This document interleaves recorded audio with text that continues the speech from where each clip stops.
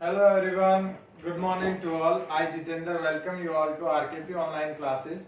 As you know, beta, our syllabus is completed and now we are going to take a revision, and during this our first chapter is motion.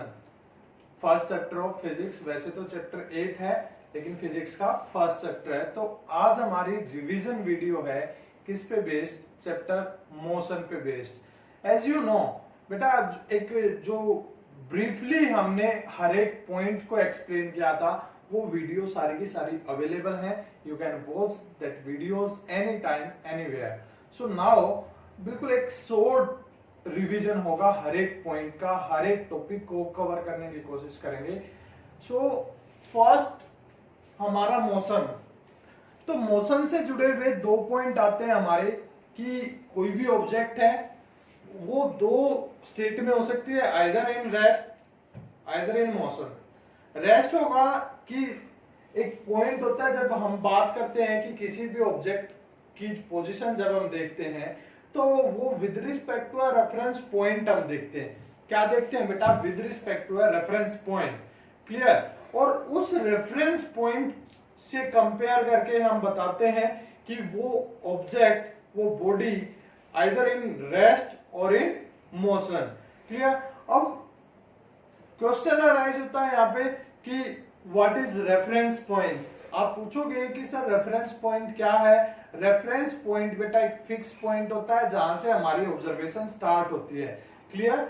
यानी कि उस point के respect में हम देखते हैं कि हमारी बॉडी, जो जिस बॉडी के ऊपर हम ऑब्जर्व कर रहे हैं वो उस रिस्पेक्टेड पॉइंट के रिस्पेक्ट में मूव हुई, मीन्स उसकी पोजीशन चेंज हुई, किस डायरेक्शन में चेंज हुई, कितनी चेंज हुई। क्लियर? तो ये सारी चीजें हम उस बॉडी से रिलेटेड ऑब्जर्व करते हैं। क्लियर? नाउ हम देखते हैं यहाँ पे कि दो टाइप की हमारी क्वांटिटी होती है। स्टार्ट कर रहे हैं हम हमारे चैप्टर को, तो वो हमारी फर्स्ट क्वांटिटी क्या बेटा? क्वांटिटी। क्लियर? क्वांटिटी दो टाइप की होती है। कौन सी होती है दो टाइप की? एक होती है हमारी स्केलर क्वांटिटी, सबसे पहले ये चीजें हमें पता होनी चाहिए। दूसरी है वेक्टर। क्या है बेटा? दूसरी वेक्टर। क्लियर? अब आप पूछोगे कि सर स्केलर क्वांटिटी क्या होती है, वेक्टर क्वांटिटी क्या होती है? स्केलर क्वांटिटी वो क्वांटिटी होती है बेटा जिसका सिर्फ क्या हो? मैग्नीट्यूड हो। क्या हो? मैग्नीट्यूड। क्या हो बेटा? मैग्नीट्यूड हो। क्लियर? अब मैग्नीट्यूड क्या होगा? यानी कि मान लो मैंने बोला कि मैंने दो मार्कर अपने हाथ में पकड़ रखे हैं। I have holded the two markers. Clear? तो ये दो मार्कर, ये टू क्या हो गया? इसका क्वांटिटी होगी ना यहाँ पे कि कितनी है, ये दो है। क्लियर? तो ये हो गया इसका मैग्नीट्यूड। अब ये तो जस्ट एक एग्जांपल था, मैं और एग्जांपल आपको देता हूं कि मैंने आज साइकिलिंग की, कितनी? 5 किलोमीटर। तो वो लेंथ कितनी कवर की मैंने? 5 किलोमीटर। तो 5 क्या हो गया? उस लेंथ का मैग्नीट्यूड हो गया। क्लियर? और लेंथ क्या होगी? क्वांटिटी। तो जिसका मैग्नीट्यूड हो, सिर्फ मैग्नीट्यूड, क्लियर, वो होगी हमारी स्केलर क्वांटिटी। वेक्टर क्वांटिटी में क्या आएगा बेटा कि मैग्नीट्यूड भी हो और वहां पे डायरेक्शन भी हो। अगर इस साइकिलिंग वाली बात को मैं ऐसे बोलूं कि आज मैंने साइकिलिंग की 5 किलोमीटर रोहतक से मदीना की तरफ। कहां से? रोहतक से मदीना की तरफ 5 किलोमीटर मैंने साइकिलिंग की। तो वहां पे मैंने एक डायरेक्शन, एक दिशा बता दी कि कितने किलोमीटर मैंने साइकिलिंग की? 5 किलोमीटर। और डायरेक्शन क्या थी उस साइकिलिंग की? कि रोहतक से लेके मदीना तक, यानी कि डायरेक्शन होगी from Rohtak to Medina. Clear? So vector quantity are those quantities that are having magnitude as well as क्या बेटा? जल्दी बोलो। डायरेक्शन ऑल्सो, कि जिसके पास दोनों चीजें हों, मैग्नीट्यूड भी और डायरेक्शन भी, उसको बोलते हैं वेक्टर क्वांटिटी। क्लियर? अब इसी पे बेस्ड हमारी दो क्वांटिटी आती है। कौन सी बेटा? एक आती है डिस्टेंस। क्या आएगी? डिस्टेंस। क्लियर?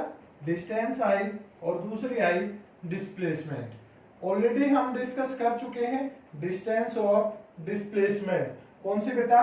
डिस्टेंस और डिस्प्लेसमेंट। क्लियर। अब डिस्टेंस क्या है कि एक कोई भी बॉडी है, कोई भी व्हीकल है, कुछ भी लगा लो आप, जो मूव कर रही है। क्लियर। तो वो एक पॉइंट से स्टार्ट हुई, मान लो ये हमारा ए पॉइंट है, मान लो ये स्कूल ही है हमारा, ये आरकेपी स्कूल है यहाँ पे। ठीक है बेटा, आरकेपी स्कूल की बस यहां से चली, वो कहां गई? मदीना गांव के अंदर गई। ये हमारा क्या है? कौन सा? मदीना। ठीक है, मदीना विलेज है। यहाँ पे बच्चों को ड्रॉप किया। क्लियर। फिर वो कहाँ गई? फिर वो बहू अकबरपुर गई। ये बहू अकबरपुर है बेटा, बहू लिख देता हूं। ठीक है। फिर यहां से वो कहाँ गई? रोहतक गई। क्लियर। कहाँ गई बेटा? वो आ गई रोहतक। क्लियर। ये आ गई रोहतक। तो रोहतक बच्चों को ड्रॉप करने के बाद वो वापस कहाँ आई? इसी ट्रैक से होती हुई बहू आई, और बहू गांव से वो यहां तक आई, और यहां से डायरेक्ट वो आरकेपी स्कूल में आ गई, मदीना ना जाके बाईपास से आ गई बेटा वो। ठीक है। ये हमारा कौन सा चौक हो गया? जलेबी चौक। ठीक है, जो श्याम मंदिर के पास में होता है। तो वहां से ये डायरेक्ट आरकेपी स्कूल में आ गई। ठीक है, हमारे स्कूल में आ गई। तो यहां देखो दो चीजें हुई। अब डिस्टेंस किसको बोलेंगे और डिस्प्लेसमेंट किसको बोलेंगे, वो यहां समझने की कोशिश करना बेटा। मैं यहीं से बताऊंगा, इस पॉइंट से। ठीक है, ये हमारा श्याम मंदिर। क्या है? श्याम मंदिर। तो अब बात को समझने की कोशिश करना। ठीक है, स्कूल से चली, मदीना आई, श्याम मंदिर के पास आई, बहू आई, फिर रोहतक, और रोहतक से फिर वापस ये चलती हुई कहां आ गई? आरकेपी स्कूल में। तो डिस्टेंस क्या है? Distance is travelled by, distance travelled by, sorry is नहीं आएगा, distance travelled by a body is the actual length of path covered by that body. कि उस बॉडी ने एक्चुअली कितना पाथ कवर किया है, यानी कि जो ओरिजिन, जो पाथ उसने, जो रास्ता उसने कवर किया है, उसकी टोटल लेंथ कितनी है, वो होगी हमारी डिस्टेंस। क्या होगी? डिस्टेंस। अब मान लो मैं आपको यहां दूं कि ये हमारा 2 किलोमीटर का है, आरकेपी स्कूल से मदीना गांव 2 किलोमीटर है, वैसे आइडिया बता रहा हूं बेटा। फिर मदीना से ये श्याम मंदिर हमारा मान लो ये भी 2 किलोमीटर है, ज्यादा भी हो सकता, कोई प्रॉब्लम नहीं। श्याम मंदिर से बहू गांव विलेज वो 1 किलोमीटर है। यहां से रोहतक हमारा 8 किलोमीटर है, मान लो 6 मान लो, कुछ भी मान लो। ठीक है। और फिर इससे लेके ये रूट हमारा ये 3 किलोमीटर है। क्लियर बेटा। अब देखो, अगर मैं बोलूं ये बस यहां से चल के कितनी डिस्टेंस कवर करके वापस इसी पॉइंट पे आई, तो आप क्या करोगे? इन सभी को ऐड कर दोगे। 2 + 2 4, 1 5 और 8 13, 13 फिर 8 यहां तक हुई, 13 और 8 21, 1 ये होगी 22 और 3 ये होगी 25। क्लियर। ये होगी हमारी डिस्टेंस। लेकिन डिस्प्लेसमेंट अगर मैं बोलूं, डिस्प्लेसमेंट क्या हो गया? डिस्प्लेसमेंट को अगर हम डिफाइन करेंगे तो shortest distance between final point and initial point.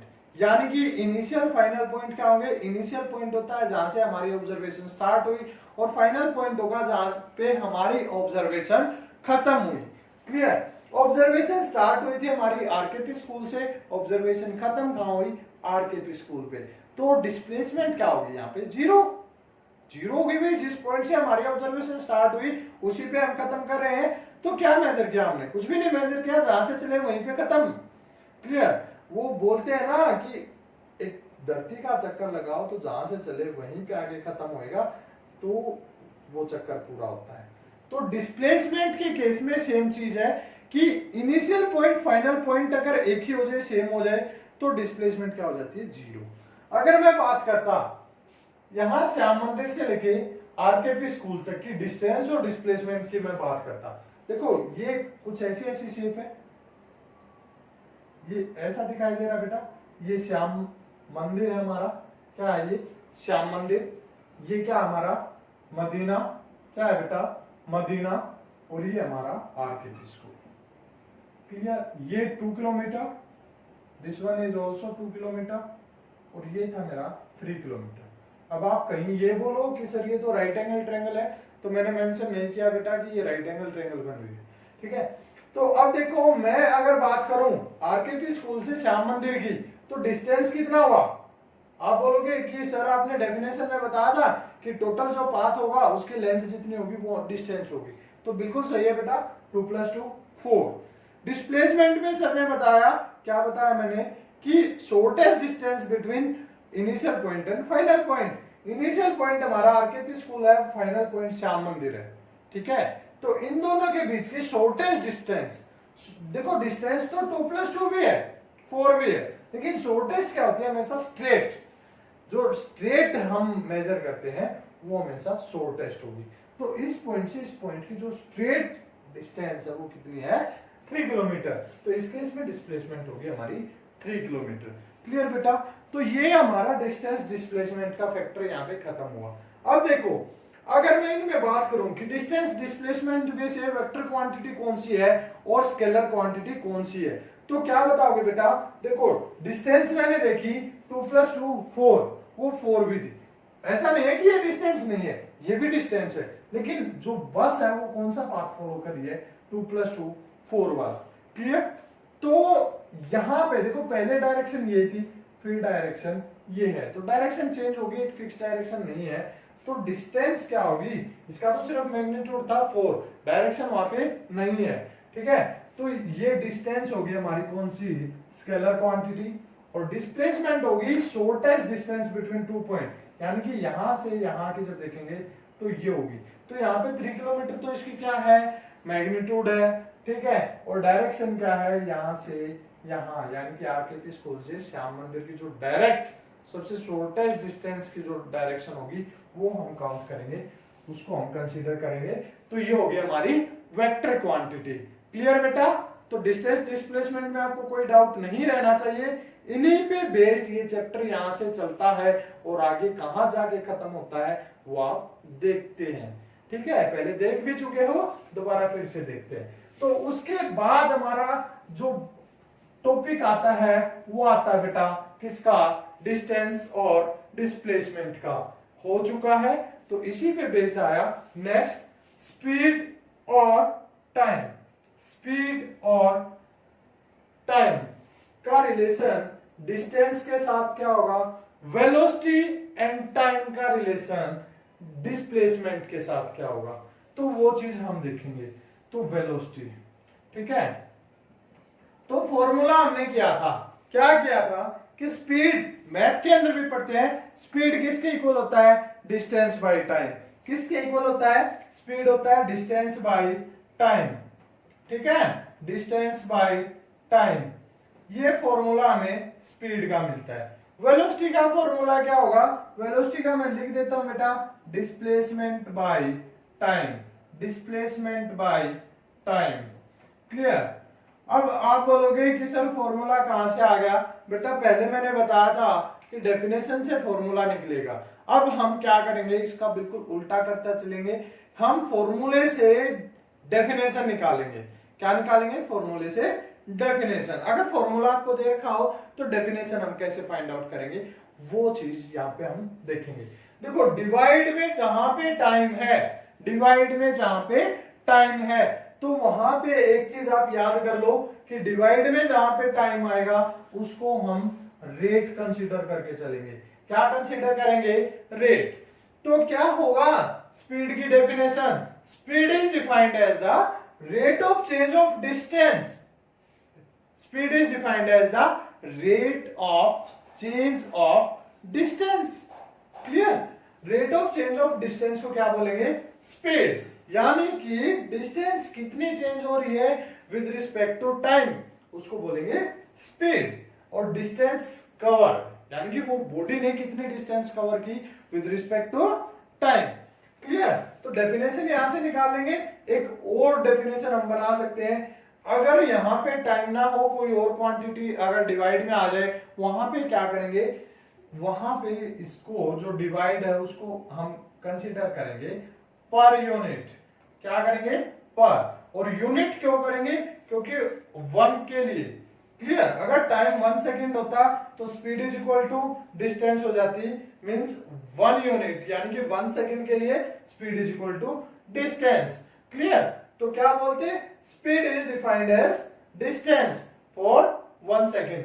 तो क्या हो जाएगा, अब अगर डेफिनेशन हमें बनानी हो पर यूनिट के बेस पे तो क्या लिखेंगे, speed is defined as the distance covered per unit time, कि एक यूनिट टाइम में कितनी डिस्टेंस वहां पे कवर हुई है उसको बोलेंगे स्पीड। सेम वेलोसिटी को देखेंगे, velocity is defined as the rate of change of displacement, या फिर हम बोल सकते हैं velocity is defined as the displacement covered per unit time. अब इसकी एसआई यूनिट हम फाइंड आउट करते हैं। एसआई यूनिट, एसआई यूनिट कैसे पता लगेगी, बेसिक यूनिट हमें पता है, डिस्टेंस की क्या होती है बेटा मीटर, क्या होगी मीटर, और टाइम की क्या होती है second. MKS system, CGS system, FPS system ये मैं ऑलरेडी बता चुका हूं बेटा जब हमने पूरा चैप्टर एक्सप्लेन किया था। ठीक है, एमकेएस सिस्टम हम फॉलो करते हैं तो डिस्टेंस के लिए मीटर होता है, टाइम के लिए सेकेंड होता है। सेम डिस्प्लेसमेंट, ये भी लेंथ है आपकी तो इसमें भी मीटर पर सेकेंड, तो वेलोसिटी और स्पीड की आपकी क्या हो जाती है यूनिट सेम हो जाती है। क्लियर, अब क्वेश्चन ये आएगा कि differentiate between speed and velocity, तो क्या क्या डिफरेंस हो गए, एक तो डेफिनेशन दे दोगे, दूसरा क्या करोगे, देखो डिस्टेंस क्या आता हमारा स्केलर क्वांटिटी, तो स्पीड भी क्या आ गया हमारा स्केलर क्वांटिटी, डिस्प्लेसमेंट क्या आता वेक्टर क्वांटिटी, तो वेलोसिटी भी क्या आ गया वेक्टर क्वांटिटी। क्लियर, और क्या बता सकते हो, अगर आपसे क्वेश्चन पूछ लिया जाए in which case speed and velocity are same, कि किस केस में स्पीड और वेलोसिटी सेम होंगे, तो एक ही केस होगा बेटा जब डिस्टेंस और डिस्प्लेसमेंट सेम होंगे, और वो केस कब होगा जब एक बॉडी वो स्ट्रेट लाइन में मूव कर रही है। क्या कर रही है, जब कोई भी बॉडी स्ट्रेट लाइन में एक स्ट्रेट पाथ पे मूव करती है उस केस में क्या होगा, distance is equal to displacement, and that's why speed will come equal to velocity. तो स्पीड किसके इक्वल आएगी, वेलोसिटी के इक्वल। आई होप कि आपको समझ में आया होगा। ठीक है, अब इसी पे बेस्ड हम नेक्स्ट जो टॉपिक है वो करते हैं, और वो टॉपिक कौन सा है, एक्सीलरेशन। क्या है बेटा, एक्सीलरेशन। एक्सीलरेशन, अब देखो एक्सीलरेशन हम डेली लाइफ में इस वर्ड को यूज करते हैं। एक्सीलरेशन मींस एक्सीलरेटर हम व्हीकल्स में यूज करते हैं। ठीक है, आप क्या करते हो, एक्सीलरेटर जब दबाते हो, रेस जब दबाते हो, लोकल लैंग्वेज में हम बोलते हैं, तो क्या होती है, स्पीड चेंज होती है, स्पीड चेंज होती है ना बेटा। तो एक्सीलरेशन क्या हो गया, rate of change of velocity. Clear, क्या होगा, rate of change of velocity या rate of change of speed. ठीक है, अगर स्ट्रेट लाइन में एक स्ट्रेट पाथ पे है तो वेलोसिटी बोल सकते हैं, अगर पाथ हमारा स्ट्रेट नहीं है, डिफरेंट डायरेक्शंस है, हर पॉइंट पे डायरेक्शन चेंज हो रही है, तो वहां स्पीड आ जाएगा। तो क्या होगा, एक्सीलरेशन हो गया चेंज इन वेलोसिटी पर unit time, change in speed पर यूनिट टाइम, वो हो गया हमारा एक्सीलरेशन। तो क्या करेंगे, चेंज इन वेलोसिटी पर unit time means divide by time, वो एक्सीलरेशन के इक्वल हो जाएगा। ठीक है, और चेंज इन वेलोसिटी, चेंज कैसे निकालते हैं कि फाइनल जो ऑब्जर्वेशन है वेलोसिटी की उसमें से माइनस कर देंगे इनिशियल ऑब्जर्वेशन को, तो क्या निकल जाएगा, v minus you by T. ये फॉर्मूला होता है एक्सीलरेशन का। क्लियर, अब क्या होता है बेटा कि कई बार कई जगह आपको लिखा मिल जाता है कि acceleration is equal to velocity by time, acceleration is equal to velocity by time, जो कि बिल्कुल गलत है। क्या है बेटा, गलत। एक्सीलरेशन कभी वेलोसिटी डिवाइड बाय टाइम नहीं होता, यानी कि वेलोसिटी पर यूनिट टाइम नहीं होता, क्योंकि वेलोसिटी अगर कांस्टेंट होगी तो एक्सीलरेशन तो हुआ ही नहीं, एक्सीलरेशन तो हुआ ही नहीं। आप मान लो व्हीकल से कहीं जा रहे हो और आपने अपनी स्पीड कांस्टेंट कर रखी है, तो एक्सीलरेशन कहाँ हुआ? एक्सीलेटर दबाया आपने, एक्सीलेटर को दबा दिया तो स्पीड बढ़ जाएगी, मींस चेंज इन स्पीड हो गया। क्लियर है? बात को समझने की कोशिश करना। आप कहीं जा रहे हो, आपने अपनी स्पीड फिक्स कर दी, तो एक्सीलेटर कहाँ यूज हुआ बेटा? वो तो फिक्स हो गया, एक बार पहले यूज हो लिया, उसके बाद तो नहीं यूज हो रहा ना, अगर आपकी स्पीड कांस्टेंट होगी। हाँ, अगर आपने एक्सीलेटर को यूज किया मीन्स आपने अपनी स्पीड को बढ़ाया, एक्सीलेटर दबाने का मतलब आपने रेस पे पैर रखा और आपकी स्पीड बढ़ी, बढ़ने का मतलब चेंज हुई। Rate of change of velocity is called as acceleration. और वो रेट ऑफ चेंज, वहां पे वेलोसिटी अगर इंक्रीज हो रही है तो वो पॉजिटिव एक्सीलरेशन है। अगर आपकी जो स्पीड है वो डिक्रीज हो रही है, वेलोसिटी कम हो रही है, तो वो नेगेटिव एक्सीलरेशन है। क्लियर? वो क्या है? Negative acceleration. क्लियर है बेटा? तो दो केस यहाँ पे हम स्टडी करेंगे। कौन से दो केस? केस नंबर 1 जहां पे v है वो ग्रेटर देन u है, और जो केस 2 है, केस 2 है वो क्या है? u greater than v। ठीक है? जब v ज्यादा है, v ग्रेटर देन u है, तो देखो v की वैल्यू अगर ज्यादा है तो यहाँ पे पॉजिटिव हमें वैल्यू मिलेगी, और पॉजिटिव डिवाइड बाय पॉजिटिव यानी कि एक्सलेशन हो गया हमारा पॉजिटिव। दूसरा, अगर u की वैल्यू ज्यादा है तो ये नेगेटिव क्वांटिटी ज्यादा होगी, तो ऊपर जो वैल्यू मिलेगी वो नेगेटिव मिलेगी। नेगेटिव बाय पॉजिटिव, रिजल्ट हमारा क्या होगा? नेगेटिव। और नेगेटिव एक्सीलरेशन को हम क्या बोलेंगे? नेगेटिव एक्सीलरेशन को, यानी कि केस 2 में जो नेगेटिव एक्सीलरेशन आया उसको हम बोलते हैं बेटा क्या? रिटार्डेशन। क्या बोलेंगे? रिटार्डेशन। ठीक है? तो रिटार्डेशन समझ में आ गया होगा। तो ये हमारे फॉर्मूले थे till acceleration, retardation. Now we will do some numericals based on this formulas.